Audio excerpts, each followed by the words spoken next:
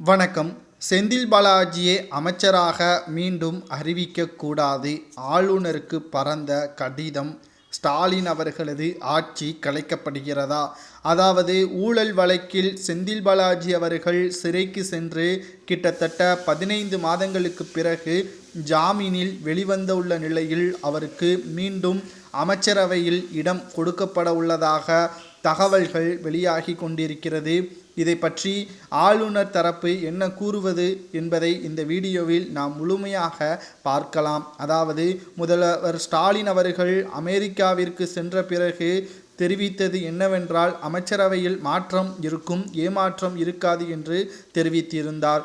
அதே பாணியில்தான் செந்தில் பாலாஜி அவர்களுக்கு ஜாமீனும் கிடைத்தது. செந்தில் பாலாஜி அவர்கள் பதவி வகித்த மின்சார மற்றும் மதுவிலக்கு தீர்வு பணிதான் மீண்டும் அவருக்கு கொடுக்கப்படும் என்ற தகவலும் வெளியாகியிருக்கிறது. ஆனால் இதில் மிக முக்கியமாக நாம் பார்க்க வேண்டியது சட்டவிரோத பண பரிமாற்ற வழக்கில் சிறைக்கு சென்று அந்த வழக்கு நீதிமன்றத்தில் நடைபெற்று கொண்டிருக்கக்கூடிய சூழலில் மீண்டும் செந்தில் பாலாஜி அமைச்சராக பொறுப்பேற்க வைத்தால் அவர் ஆட்சி அதிகாரங்களை பயன்படுத்தி அவர் நிச்சயமாக அனைத்து ஆதாரத்தையும் கலைக்கக்கூடும். இது நீதிமன்றத்திற்கு மிகப்பெரிய ஒரு இழப்பாக மாறும் என்று ஆளுநர் தன்னுடைய கருத்தை தெரிவித்திருக்கிறார்.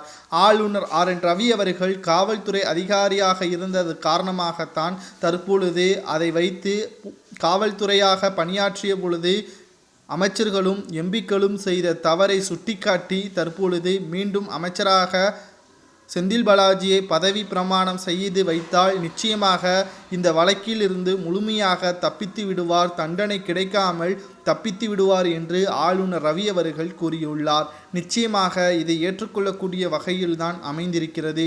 திமுகவை பொறுத்தளவிற்கு ஊழல் செய்பவர்களுக்கும் அதிக அளவு கொள்ளையடிப்பவர்களுக்கும் தான் திமுகவில் முக்கிய இடம் என்பது தமிழக மக்களுக்கு நன்றாகவே தெரியும். ஆனால் செந்தில் பாலாஜி அவர்கள் சிறைக்கு சென்றதிலிருந்து கோபாலபுரத்திற்கு செல்லக்கூடிய பணம் குறைந்திருப்பதன் காரணமாகத்தான் செந்தில் பாலாஜியை மீண்டும் அதே பதவியில் உட்கார வைத்து மாதம் 200 முதல் 250 கோடி வரை கொள்ளையடிப்பதற்கு திட்டம் போட்டு வருவதாக திமுக அனைத்து ஆதாரங்களையும் அழித்துவிட்டு செந்தில் பாலாஜியை சிறைக்கே சென்றுவிடக்கூடாது என்று காரணத்திற்காகவும் அவரை தியாகி என்பது போல் திமுகவினர்கள் கொண்டாடி வருவதை எப்படி ஏற்றுக்கொள்ள முடியும்? திமுக ஒரு மிகப்பெரிய ஒரு ஊழல்வாதி இயக்கம்.